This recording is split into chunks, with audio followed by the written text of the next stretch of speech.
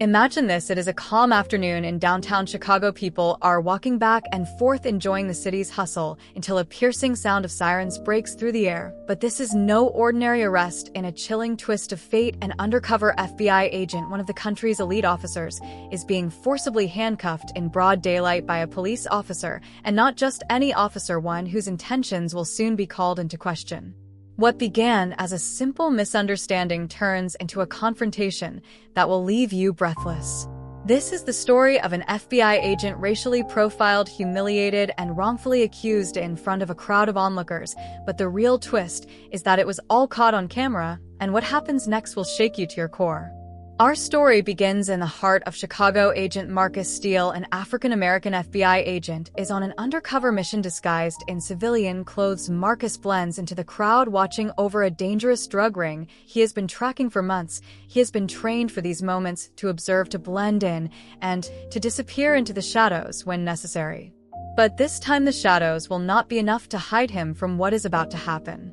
As Marcus walks down a busy street, his attention is diverted. He sees the flashing lights of a police cruiser slowly approaching his side. For a moment, he does not think much of it until the officer's voice blares through the loudspeaker.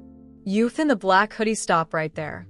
Marcus stops. He is not sure if they are talking to him, but the hairs on the back of his neck stand on, and he looks around. Some people glance his way before returning to their routine.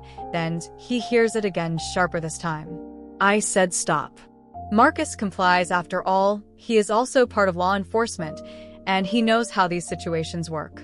The officer, a white policeman named Officer Reynolds, steps out of his cruiser with a stern, almost menacing look on his face. From the start, Marcus feels that something is not right. "What seems to be the problem, officer?" Marcus asks, his voice firm but cautious. Reynolds does not answer immediately. He circles Marcus like a predator evaluating its prey. "What are you doing around here?" "You match the description of a suspect in a car theft reported nearby." Car theft? Marcus' mind races. This must be a mistake. He is an FBI agent working on a case, not just some random suspect. He tries to reach for his badge, but before he can explain himself, Reynolds lunges forward, grabbing his arm and twisting it behind his back. "Hands where I can see them," Reynolds barks, pushing Marcus hard against the patrol car. The situation weighs like a giant wave. Marcus tries to explain who he is, but it is too late. The cuffs click around his wrists, the metal biting into his skin. A crowd begins to gather, and people pull out their phones to record every moment. The scene unfolds in seconds, but for Marcus it feels like an eternity. "What is going on?" asks a passerby, stepping closer. "This guy just stole a car," Reynolds responds, tightening the cuffs on Marcus even more. The crowd murmurs. Marcus keeps calm, holding on to his training and professionalism, knowing that if he resists, things could spiral out of control. Inside, though, frustration burns. How can this be happening to him? An FBI agent dedicated to upholding the law, now subjected to this humiliating treatment. He tries again through gritted teeth. "Officer, listen to me. I am FBI." Reynolds does not even flinch. He sneers under his breath. "Yes, sure, FBI, that is what they all say." The tension is palpable. Every eye in the crowd is fixed on the scene, waiting for the next move. Marcus knows he could take Reynolds down in a second. He is trained for far worse, but he holds back. He knows what is at stake, not just for himself, but for every black man who has ever been wrongfully accused, who has ever faced the barrel of injustice pointing at his dignity. Suddenly, amidst the chaos, a voice breaks through. "I know him." A man in the crowd steps forward, waving his arms. Reynolds turns, narrowing his eyes. The man is wearing a suit clearly out of place among the onlookers. The man pushes through the crowd and shows his badge. "I am Special Agent Daniels, FBI. The man you are arresting is one of ours." For a second there is silence. The crowd is confused. Reynolds looks like he has seen a ghost. "What are you talking about?" he asks, his voice trembling. "This guy was acting suspicious, and we had a report of a stolen car." Daniels steps closer, his face as serious as stone. "He is undercover working an operation. Right now you just blew it."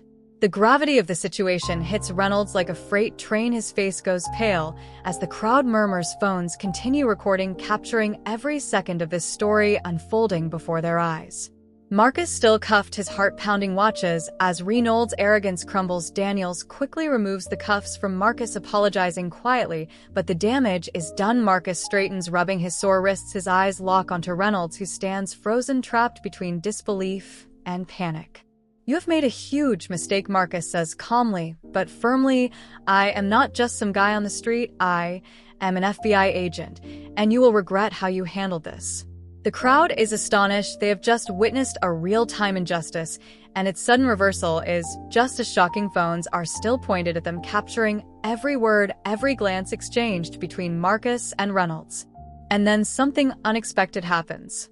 If you have watched this far, leave 100 in the comments, because you are the kind of person who finishes what they start. Remember to like, share, and subscribe to get notified every time we upload a new video. The crowd starts clapping slowly at first, but then louder, building like a wave of support. They know what they have seen is not an isolated incident, but a sign of something deeper, something systemic. Meanwhile, Officer Reynolds stumbles back to his cruiser, his hands shaking. The crowd's applause feels like a spotlight burning into him. He knows his career may never recover from this. But this story does not end on the street. It goes viral. The video of the wrongful arrest spreads like wildfire across social media. Justice for Agent Steele trends nationwide. News outlets pick up the story, and within hours the incident becomes a national debate. The public is outraged not only because a black man was wrongfully arrested, but because he was an FBI agent, someone who is supposed to be above suspicion, someone who should not have to fear the very system he protects. People demand accountability. Petitions surge, calling for Officer Reynolds' dismissal and for sweeping police reforms. Marcus, now an unwilling symbol of the fight against racial injustice in law enforcement, finds himself at the center of the storm. He did not ask for this. He was just doing his job. But sometimes the role of a hero is not chosen, it is thrust upon you. In the end, Marcus Steele becomes a name people remember, not just as an FBI agent, but as a man who stood tall in the face of injustice, who endured humiliation without losing his integrity, and who turned a moment of profound disrespect into a catalyst for change. This was not just a mistake, it was a glimpse into a broken system where the color of your skin can make even the most respected professionals vulnerable. And as the video continues to circulate, the world watches and wonders. If an FBI agent can be profiled, humiliated, and almost silenced, what hope is left for the rest of us? But maybe, just maybe, change begins with moments like this, moments where the truth is undeniable, where the camera does not lie, moments that make us question, reflect, and demand something better, something fair. And that is why you will not believe what happens next, because this is just the beginning. If you made it this far, leave 100 in the comments, because you are the kind of person who finishes what they start. Like, share, and subscribe so you do not miss our upcoming stories. This is only the beginning. If this video has helped you connect more deeply with yourself and inspired you on your path of growth, take action and subscribe to Vidasto Inspiration channel to discover more stories filled with motivation and hope. I would love to know your thoughts, so leave a comment sharing how this story has impacted your life or what reflections it has left you. And if you believe this message can inspire someone you know, share it with your friends so they too can find inspiration and purpose in their lives.